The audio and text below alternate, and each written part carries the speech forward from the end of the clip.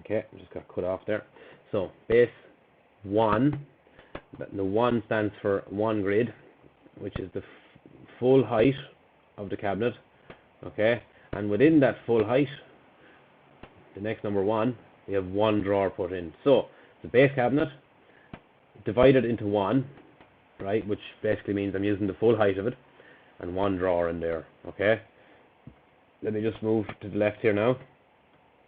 Right, so I have base divided into 5 equal divisions on the drawer fronts now, and I have 5 drawers in there. So okay, all these drawer fronts are equal height. Base 5 drawers. I'm going to go over here. Base 5 divisions, but I have 4 drawers. Okay, so I have this one base 5, so there's 5 possible divisions, 5 drawers. And in this one here, there is 5 divisions but 4. Now, as you can see, the bottom drawer actually takes up 2 of the possible divisions. And as you can see here, the door gaps are equal as they run along. Okay?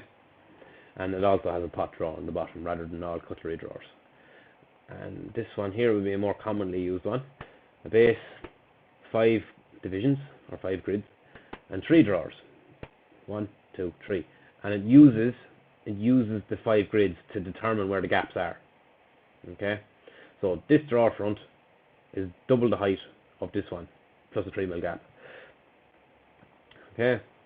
So now, getting simpler again, right? Or not, more complicated again. Base, it is a 5 grid. It does have the 5 possible grids, like divided in terms of where the fronts can be, right? But it has 1 drawer, and then it has a right door, and then inside it has 1 shelf.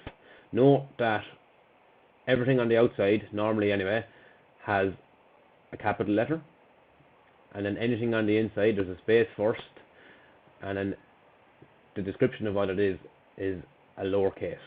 So just to recap on this cabinet, it's a base divided into 5 possible grids for the front. It has 1 drawer and a right hung door, and then there's a space, and inside in the cabinet there's 1 shelf, 1 adjustable shelf. Okay, move here. So now I have a base, 5 grids, 1 drawer, a left and a right door, and then I have a space and 1 adjustable shelf. This one here, again, it's like the other one, except it's left. Base, 5 possible grids, 1 drawer, left hung door, 1 shelf. Okay, that's that. Now we have a base 4 grid, 4 drawers, and here we have an interesting one, right? I have a base 4 grid, right? 4 grid for the fronts, but I have 3 drawer fronts. Okay, obviously the bottom one takes up 2 of them spaces, right? But then if you see what's going on the inside, a space, and I have 1 in lowercase ID, I have 1 internal drawer. So I'm going to explain that again. So it's a base 4 grid, or 4 possible divisions, 3 drawers on the front, bottom one equal to the height of 2 plus a gap, and then inside in that I have 1 internal drawer, right? And this one here is a simpler one. It's a base 4 grid but 3 fronts, bottom one being the size of the 2 at the top plus a gap, right? This is a nice one here as well. So I have a base 4 grid, right? Just 4 possible grids, and then I have 2 drawer fronts on the outside, a space, and then as you can see by looking at the cabinet, I have 2 internal drawers.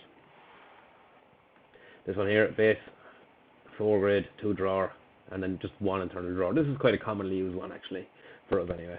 And then we have the simple B42. This will be the most commonly version of the B4s.